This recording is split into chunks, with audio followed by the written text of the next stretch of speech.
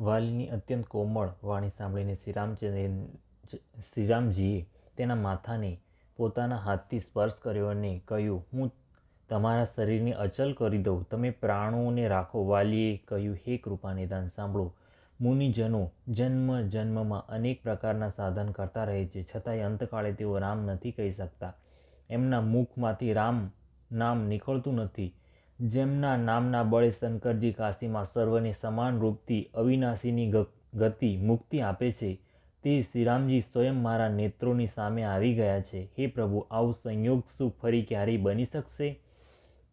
શ્રુતિઓ નેતિ નેતિ કહીને નિરંતર જેમનું ગુણગાન કરતી રહે છે, તથા પ્રાણ અને મનને જીતીને તેમજ ઇન્દ્રિયોને વિષયોના રસથી સર્વથા નીરસ બનાવીને મુનિજનો ધ્યાનમાં જેમની ક્યારેય ક્વચિત જ ઝલક પામે છે, તે જ પ્રભુ આપ સાક્ષાત મારી સામે પ્રગટ છો. આપે મને અત્યંત અભિમાનવશ જાણીને આમ કહ્યું કે તમે શરીર રાખી લો, પરંતુ એવો મૂર્ખ કોણ હશે જે હઠપૂર્વક કલ્પવૃક્ષને કાપીને તેનાથી બાવળની વાડ વાવશે? અર્થાત પૂર્ણકામ બનાવી દેનાર આપને છોડીને આપની પાસેથી આ નશ્વર શરીરનું રક્ષણ માંગશે.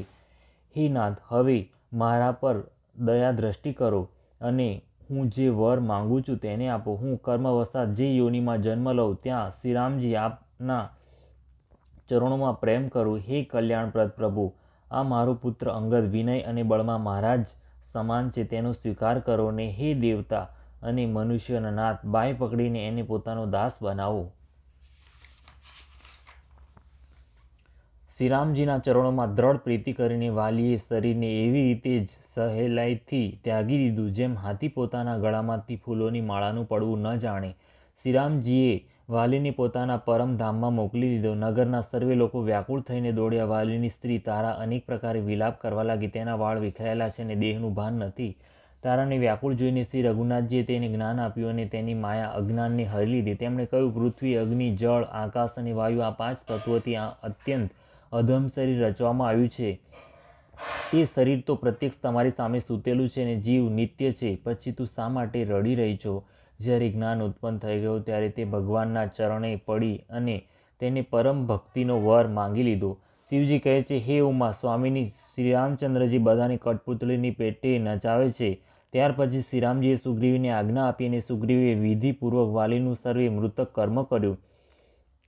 પછી શ્રીરામજીએ નાના ભાઈ લક્ષ્મણને સમજાવીને કહ્યું કે તમે જઈને સુગ્રીવને રાજ્ય આપી દો. શ્રીરામચંદ્રજીને સૌએ પ્રણામ કર્યા અને તેમની પ્રેરણાથી ચાલી નીકળ્યા. લક્ષ્મણજીએ તરત જ સર્વે નગરવાસીઓ અને બ્રાહ્મણોના સમાજને બોલાવી લીધો તેમની સામે અને સુગ્રીવને રાજ્ય અને અંગદને યુવરાજ પદ આપ્યું.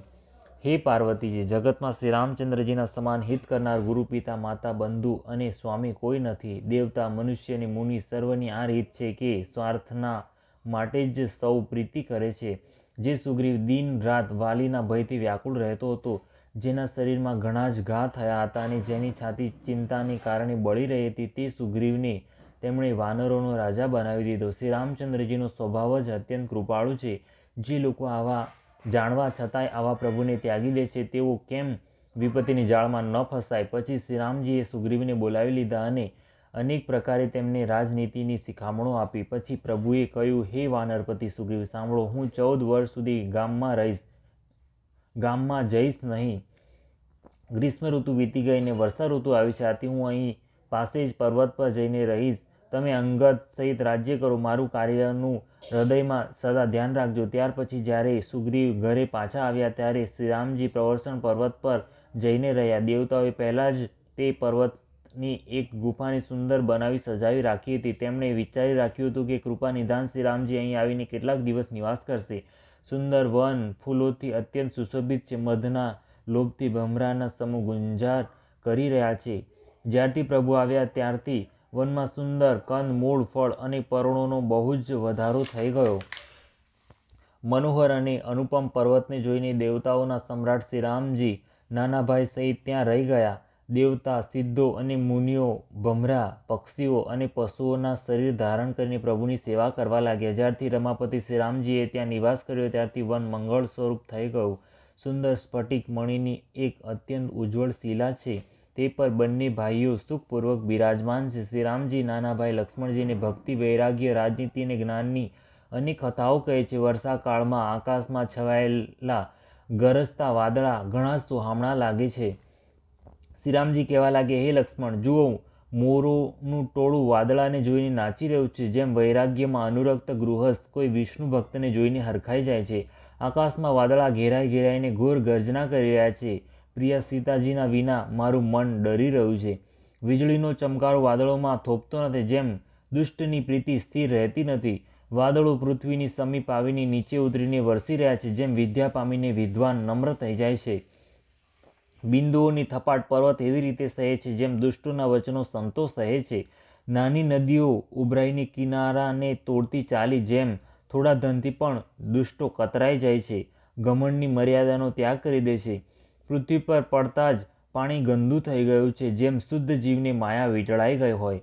જળ એકત્ર થઈ થઈને તળાવમાં ભરાઈ રહ્યું છે. જેમ સદ્ગુણ એક એક કરીને સજ્જનની પાસે ચાલ્યા આવે છે. નદીનું જળ સમુદ્રમાં જઈને તેવું સ્થિર થઈ જાય છે જેમ જીવ શ્રી હરિને પામીને અચલ આવાગમનથી મુક્ત થઈ જાય છે. પૃથ્વી ઘાસને પરિપૂર્ણ થઈને લીલીછમ થઈ રહી છે જેથી રસ્તા સમજી શકાતા નથી. જેમ પાખંડ મતના પ્રચારથી સદગ્રંથ લુપ્ત થઈ જાય છે.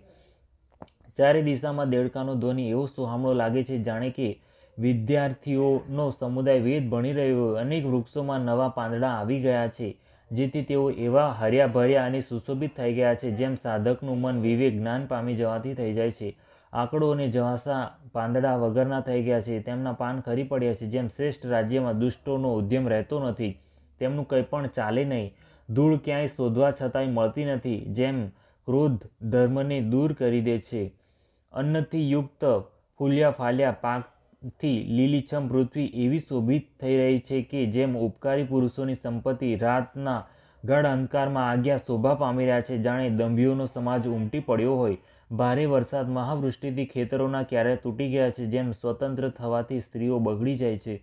ચતુર ખેડૂત ખેતરોને નિંદાવી રહ્યા છે. તેમાંથી ઘાસ આદિને બહાર કાઢી ફેંકી રહ્યા છે. જેમ વિદ્વાન લોકો મોહ મદ અને માનનો ત્યાગ કરી દે છે.